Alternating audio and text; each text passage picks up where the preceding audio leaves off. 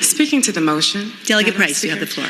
Madam Speaker, listening to the delegate talk about 2021, and from what I remember, because it was less than 12 hours ago, is that this body actually passed a criteria bill that will be legislatively tying our hands as to what anyone could do in drawing a map in 2021.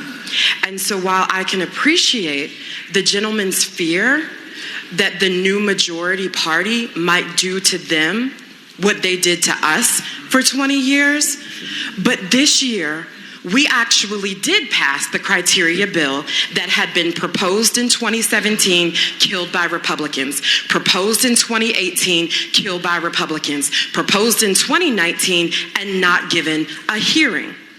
But we did that, Madam Speaker. We passed that. It's on the way to the governor. It will guide the 2021 process. And so I appreciate the sentiment, but I would like to set that record straight. The delegate from Alexandria, Delegate Levine. Thank you, Madam Speaker. Speaking to the amendment. Delegate Levine, you have the floor. Thank you, Madam Speaker. When it comes to the process of the amendment, we know what people, and at this point, virtually all 100 of us now say they want. Independent, nonpartisan redistricting with strong criteria to prevent gerrymandering. And that is in Delegate Price's bill. That is something we can do. That is something we can do this year. That is something we can do next year. We've talked about the fact that the constitutional amendment has no protections against gerrymandering. Even its sponsor admits that the Supreme Court can gerrymander us to oblivion with no appeal. It makes the Supreme Court the equivalent of the governor, the legislature, and everyone all combined. So the question comes down to a very simple question. It's really very easy. It's a question of who do you trust, right? Who do you trust? Do we Democrats trust the delegate from Shenandoah and the delegate from Spotsylvania to be fair-minded with regard to gerrymandering? Or do we trust our colleagues to get this right? All of us are committed to nonpartisan, independent redistricting. Who do you trust? When I have a really tough decision, I try to look to see who I trust. And I hope that we trust each other enough to pass this substitute. Thank you, Madam Speaker.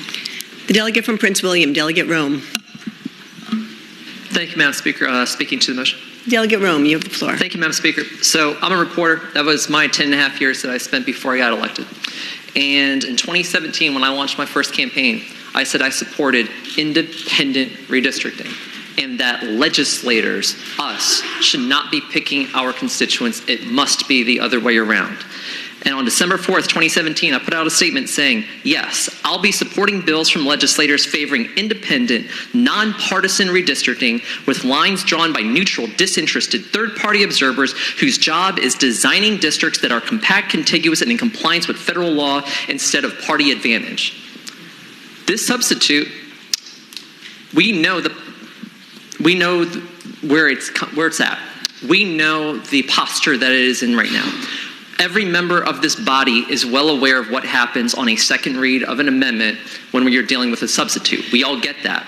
At the same time, this body can also, by passing the substitute today, send a message to the governor about this is what we would like to see, and that we can have that done in a special session this year. We had a special session that was called for 2018. Some of us who are here remember that as well. And in 2018, I doubled down on what I had said before in regards to nonpartisan redistricting. I said, I'm a solid vote for independent redistricting, September 24th, 2018. At the same time, independent redistricting commissions need to reflect the diversity of the Commonwealth. At least half women, at least half people of color, and no politicians, past or present.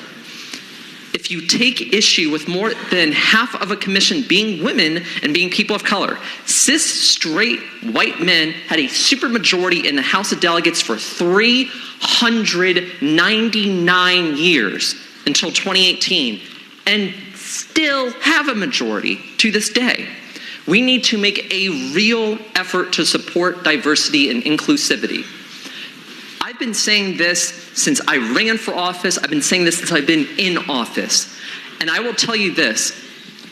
Let's just say the whole thing today goes down. If something just out of nowhere happens, we didn't pass a floor substitute, constitutional amendment was rejected, I would be willing to look into the camera right now as I'm looking as is and tell my constituents back home that under no circumstance would I ever vote to pick my constituents before they pick me. I, as a legislator, should not have a role in picking my constituents. That should be an outside group. Why? Because we have inherent bias. We have inherent conflict of interest. I've been saying this since I was a reporter, let alone since I was a candidate and since I was a legislator. And what I see before us is the closest step that I've had in the 3 sessions that I've been down here to actually vote my values on independent, nonpartisan redistricting. That's why I will be voting for that floor substitute today, to keep my campaign promises and to be consistent with what I have said throughout the last 3 years. And I would urge the body to do the same. Thank you. The delegate from Chesapeake, Delegate Lefwich.